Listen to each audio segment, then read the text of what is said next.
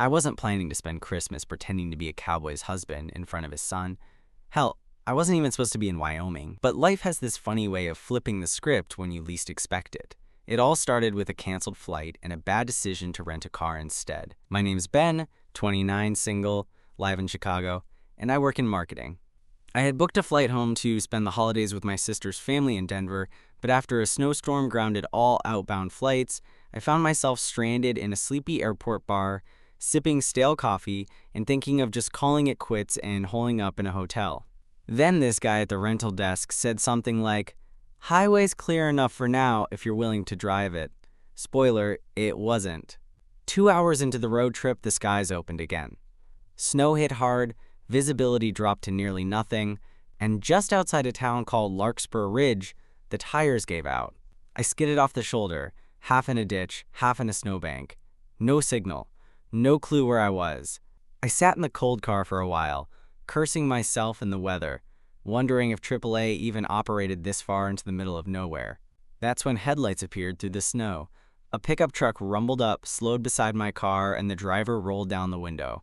He had this rugged look, tall, broad-shouldered flannel shirt under a heavy canvas coat, and the kind of jawline you only see in old Marlboro ads. Snow-dusted his hat and beard. "You all right?" he asked. "Car's stuck," I replied, trying to sound casual even though I was freezing and borderline panicking. "You're not from around here," he said like it was obvious. "Chicago," he cracked a smile. "Figures. Come on, get in. You'll freeze out here." Under normal circumstances, I'd never get in a stranger's truck, but something about the way he said it, calm, confident, not unkind, made me trust him. I climbed in. "I'm Adam," he said as he put the truck in gear. "Live up the ridge. You're lucky I had to head into town for firewood." "Ben, thanks for the rescue, seriously." He just nodded. His house turned out to be about 10 minutes up a snow-covered trail. A sturdy ranch-style place, surrounded by fields, a barn in the distance, and a front porch wrapped in string lights. The kind of place that looked like a Christmas card if you ignored the wind whipping through the trees. Inside, it was warm, lived in, smelled like cedar and something baking. A chocolatey scent, maybe. Adam took my coat, hung it by the door, then motioned toward the fireplace. "You can crash here for the night," he said. "Road won't be safe again till morning." "Thank you. I really appreciate it." I was still shaking off the cold when I heard small footsteps running down the hall. "Daddy!" "You're back!" a little voice shouted. I turned in time to see a boy, maybe 6 or 7, leap into Adam's arms. The kid had tousled hair, blue pajamas with little cowboy boots on them, and a face that looked exactly like Adam's. Same sharp eyes, same stubborn chin. Then it got weird. Because Adam looked from his son to me, and something shifted in his expression. He set the boy down, gave me this strange glance, and said, "Evan, this is Ben. He's my husband." I blinked. I hadn't misheard. The kid gasped and looked at me like I'd just fallen out of a Hallmark movie. "You're my other dad?" Adam mouthed silently behind the kid's back. "Please, just go with it." I froze. Then I said, yeah, I guess I am." Evan grinned so wide his little cheeks dimpled. "I knew it!" "I told Daisy at school my dad wasn't going to be alone forever." Adam gave him a tired smile, but I could see the tension in his shoulders. Whatever this was, he hadn't planned it either. "Why don't you head back to your room and pick out a bedtime story?" Adam said gently, patting Evan's head. "I'll be there in a few minutes." Evan nodded, casting one more starry-eyed look at me before skipping down the hallway. His socked feet made no sound on the wooden floor, and once he disappeared, Adam turned to me with a wince. "I'm sorry," he said. "That was way out of line. I panicked." "You panicked into calling me your husband?" I didn't expect him to be up. And he's been asking about his mom, about why it's just me. I didn't know what to say anymore. And then you showed up, looking like someone out of a Christmas ad, and yeah, it was stupid. I stared at him for a second. "Okay, first of all, I don't look like a Christmas ad. I've been in a rental car for hours. Adam cracked a reluctant smile. You're not wrong. I rubbed the back of my neck. So, what now? I'll tell him the truth in the morning, he said quickly. That you're a friend. A traveler I helped out. He'll forget about it. But something in his tone told me he didn't fully believe that. And weirdly, neither did I. I slept in the guest room that night, in a bed that smelled faintly of wood smoke and laundry detergent. It was quiet. Quiet in a way I wasn't used to. Not since I'd moved to the city. No sirens. No thumping upstairs neighbors.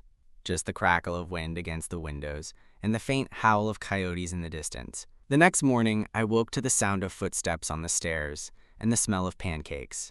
I found Evan already at the kitchen table, feet dangling off the chair, syrup on his cheek. He beamed at me like we'd been married for years. Hi, Daddy Ben. I blinked.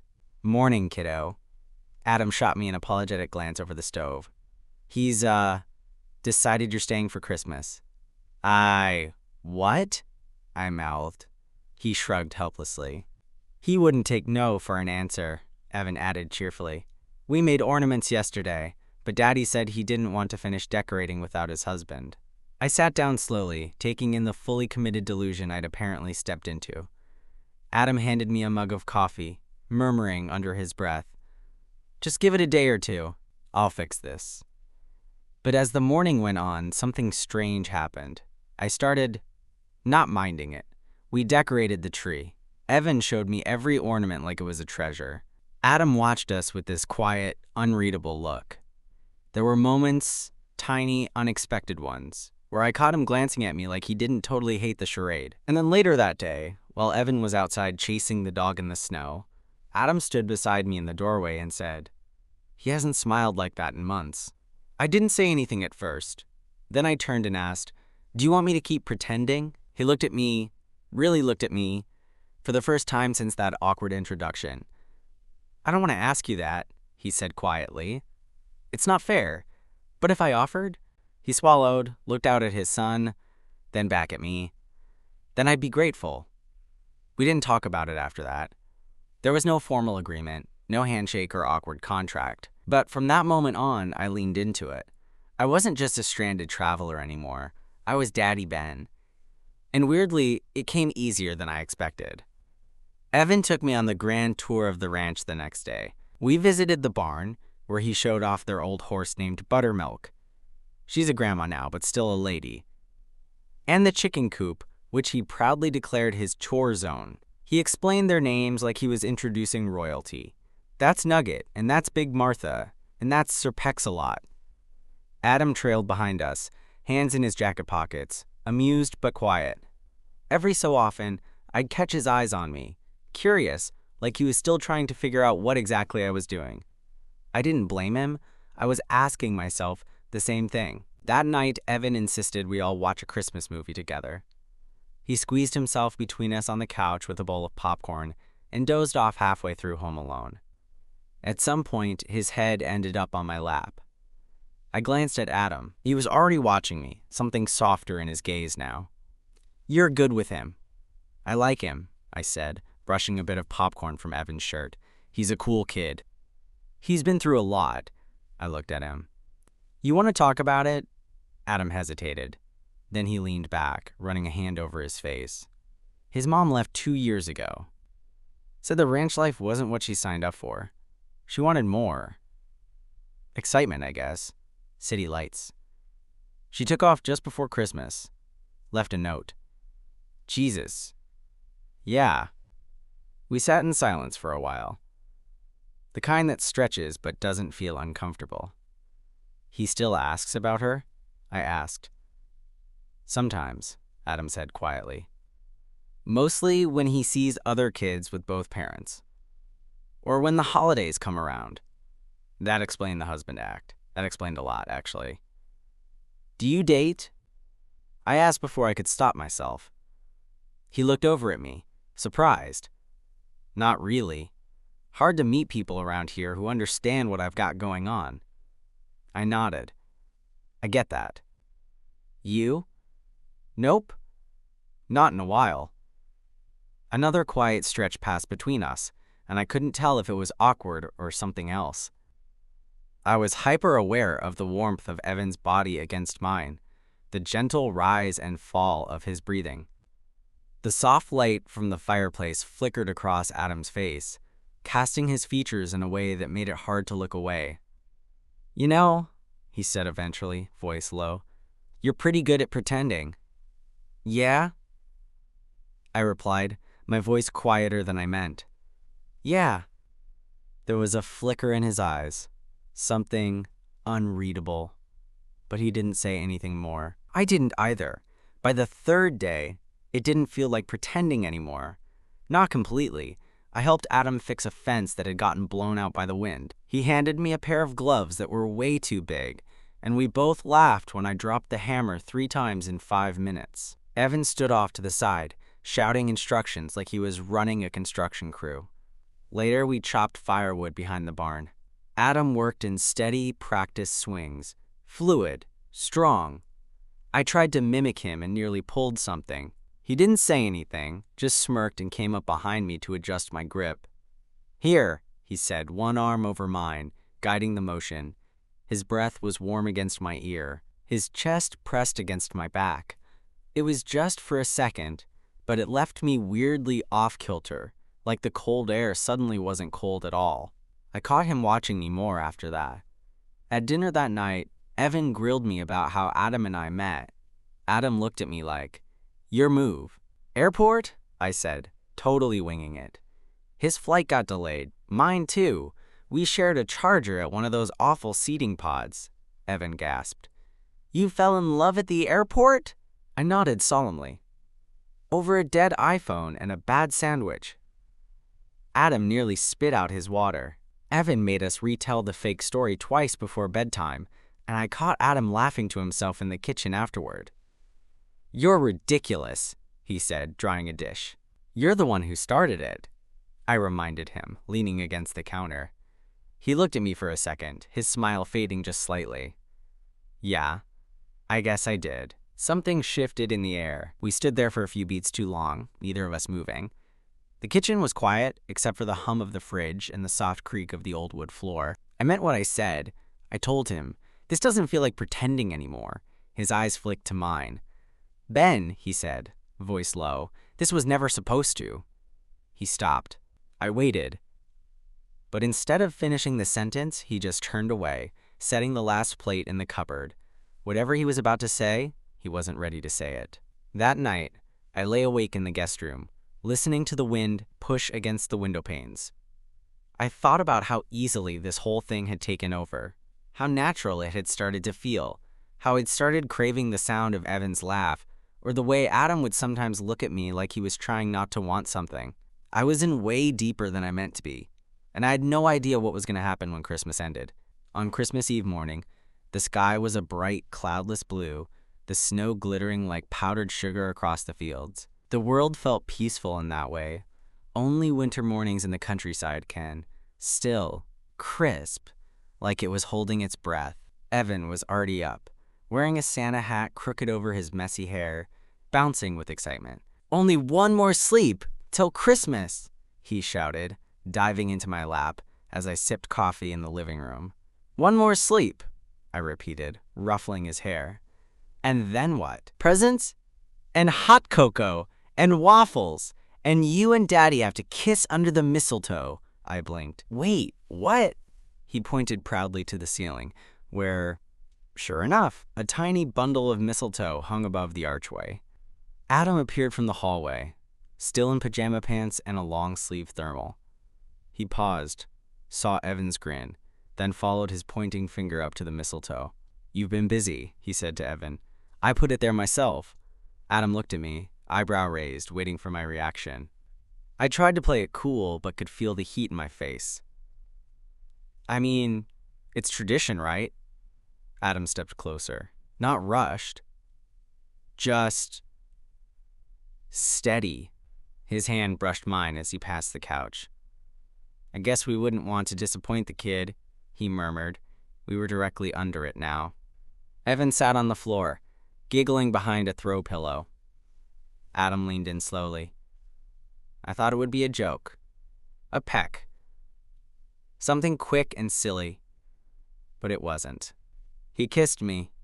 Soft at first, just lips brushing lips. And then, with more certainty, his hand came up, warm against my jaw, and the world went quiet except for the sound of my own heartbeat hammering in my ears. When we pulled apart, I opened my eyes.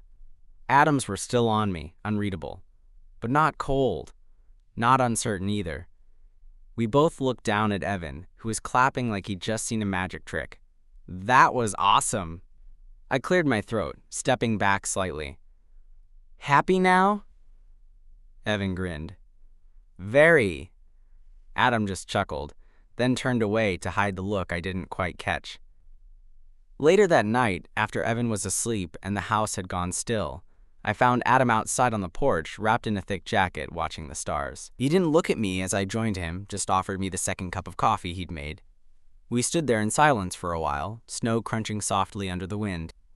I think he believes it, Adam said after a while. Evan, he nodded. This whole thing. That we're together. That you're real. I looked at him. Maybe it doesn't have to be fake. Adam finally turned his head, eyes locking with mine. You'd stay? He asked quietly. I didn't answer right away, because truth was, I didn't know yet.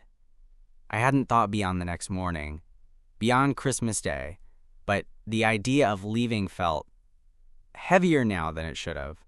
I'd think about it, I said, and for now, that felt like the most honest thing I could give. Christmas morning came with the sound of Evan's feet pounding down the hallway and the slam of his little fists on our doors. Wake up! Santa came! I groaned into my pillow. Adam's voice echoed through the wall. All right, we're coming! I rolled out of bed and threw on a hoodie, still half asleep. By the time I got to the living room, Evan had already started tearing through a pile of wrapped presents with the manic joy of a kid who still fully believed in magic. Adam handed me a mug of coffee and nodded toward the couch. Brace yourself. We sat together, half watching, half being pulled into the chaos. Evan screamed at every box, every Lego set, every pair of socks like they were solid gold. At one point, he launched himself at me, hugging my waist hard. Thanks, Daddy Ben, he said, his voice muffled against my side. This is the best Christmas ever. I froze for a second. Then I wrapped my arm around him, squeezing him tight. Mine too, bud! When all the wrapping paper had finally settled and the toys were scattered across the room like landmines, we all collapsed onto the couch. Evan leaned into me, still buzzing but yawning hard between sentences. Adam's arm draped along the back of the couch behind me, almost unconsciously. His fingers brushed my shoulder every now and then. We didn't say much, but the quiet felt easy, comfortable, like we'd done this for years. Evan finally fell asleep mid-sentence, his head on my leg. Adam leaned in closer, his voice low. So what happens now? I looked at him. He was serious, not panicked, not nervous, just waiting. I don't know, I said honestly. I hadn't thought past this. Adam nodded slowly. I don't want to lie to him anymore, but I also don't want this to end. I glanced down at Evan, then back up at Adam. Then don't let it. His eyes searched mine like he was trying to see if I meant it, if I was saying what he thought I was. I've been alone for a long time, he admitted. I thought I was fine with it. I made peace with it. But then you showed up, and Evan lights up like I haven't seen in years. And I don't want to pretend anymore either. I swallowed the knot forming in my throat. I came out here trying to escape something, I told him. Turns out I found something instead. He leaned in again, closer this time, but slower, more deliberate. This kiss was different. It wasn't under mistletoe. It wasn't for show. It was real, warm, certain. And when we pulled apart, we both knew it. This wasn't pretend anymore. This was something we'd both been waiting for, without realizing it. 2 days after Christmas, I was still there. Evan kept calling it our honeymoon, even though I just agreed to stay a little longer to help fix a few things around the ranch. That's what we told him anyway. The truth was, I didn't want to leave. Not yet. Maybe not ever. The snow had mostly cleared, the roads reopened, and technically I could have left any time. But each morning, I'd wake up to the sound of coffee brewing downstairs and the soft hum of Adam singing to himself while making breakfast, and I'd think, maybe one more day. That morning, Adam and I were fixing the broken latch on the barn door. I was holding the piece steady while he drilled in a replacement screw, and the closeness between us felt easy now, familiar. "You ever think about staying?" he asked, just loud enough to be heard over the whir of the drill. I looked at him. "You mean like, for good?" He set the tool down, brushed the dust from his gloves, and leaned back against the barn wall. "I know it's sudden, and I know we've only had a few days, but something about this, about you being here, it feels right. Doesn't it?" I nodded, heart thudding a little harder. "It does." He stepped closer. "You don't have to answer right now. I just needed to say it." I stared at him for a long second, then reached out, slipping my hand into his. "You're not the only one thinking about it." We stood there for a moment, the winter sun warm on our faces, the scent of hay and pine in the air, our hands quietly locked like it wasn't a big deal, like it was the most natural thing in the world. That night, after Evan had gone to bed, we curled up on the couch, the fire casting a soft glow across the room. Adam had his arm around my shoulders, and I leaned into him, head resting against his chest. He said, almost absently, "He's going to ask again." "What happens when Christmas is over?" I turned to look at him. "Then we tell him the truth." He hesitated. "The truth?" "That we didn't start out real," I said, "but now we are." Adam didn't say anything right away. Then he kissed the top of my head and whispered, "Yeah, that sounds about right." I don't know when I made the decision. Maybe it was gradual. Maybe it started the second I saw Evan smile. Or maybe it was Adam's quiet strength, his steadiness, the way he didn't try to make anything more than what it was. But by the end of that night, I knew. I wasn't going back to Chicago. Not yet. Maybe not ever. The next morning, Evan found me on the porch with my bag packed. His face fell instantly. "You're leaving?"